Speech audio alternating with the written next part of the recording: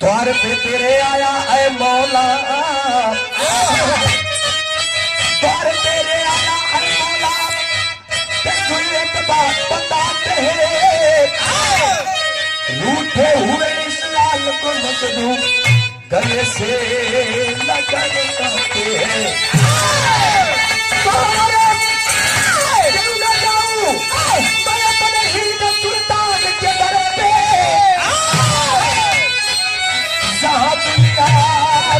जाकर झुकाते हैं।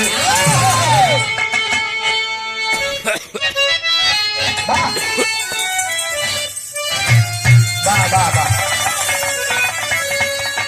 अरे हुसैन, अरे हुसैन,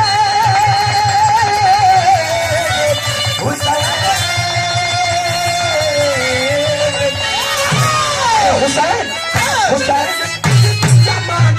सलाम करता है।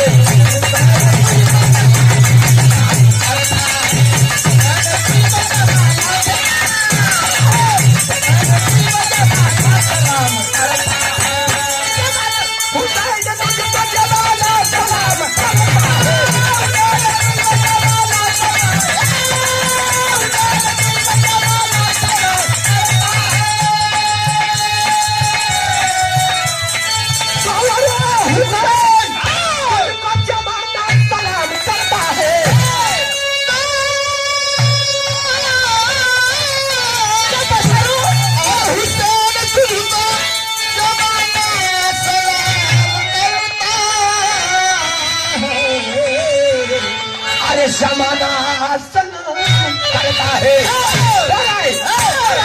तेरे सच सलाम करता है, सलाम करता है।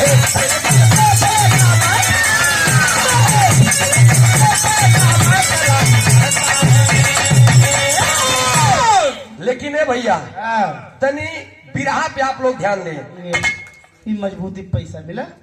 वाह, परम आदरी सम्मानित से हमारे यदुकुल शिवमणि यदुकुल नंदन एक बात जान ले बेनी भैया, ये हिराने किया लबल लबल लपसिंग नहीं चाट किया, ओका बिरहा का दिन कहा बिरहा मतलब कि हाँ एक एक बात फरियाई से